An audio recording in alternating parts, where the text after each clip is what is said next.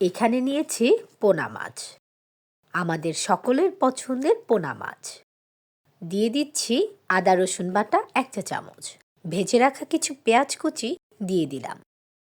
শীতকালে পোনা মাছ খেতে কিন্তু বেশ ভালো লাগে। দিয়ে দিলাম কয়েকটা কাঁচামরিচ। এইবার দিয়ে দিচ্ছি পেঁয়াজ কলি। পোনা মাছটা মেখে রান্না করলেই খেতে ভালো লাগে।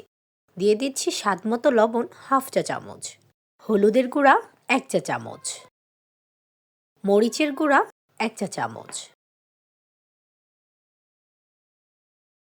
জিরার গুঁড়া 1 চা চামচ। পোনা মাছ কিন্তু অল্প পানিতেই সেদ্ধ হয়ে যায়।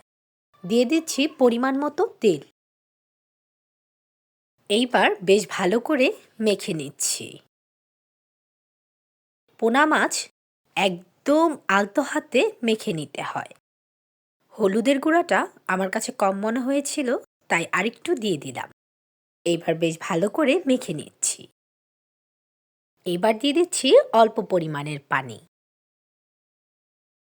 তো পোনা মাছ রান্না করতে কিন্তু বেশি সময়ও লাগে না।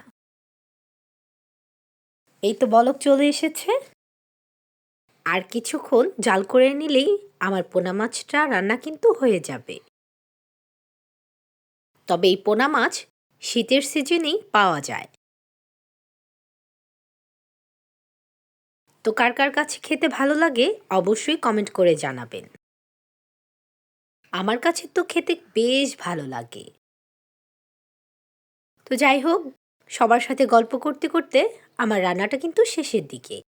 দিয়ে দিচ্ছি ধনিয়া পাতা কুচি। আর অল্প কিছুক্ষণ জাল করে নিলেই আমার রান্নাটা ফাইনালি কমপ্লিট হয়ে যাবে। তবে পোনা মাছের সাথে কলই শাক হলে কিন্তু বেশ জমে যায়। কলমি শাকটা আজকে আমার ছিল না বলে আমি রান্না করতে পারলাম না। যাই হোক, আজকে পোনা মাছটাই রান্না করলাম। তো কার কার কাছে কেমন লেগেছে সবাই কিন্তু কমেন্ট করে জানাবেন। আজকে আসি, আবার দেখা হবে। আল্লাহ হাফেজ।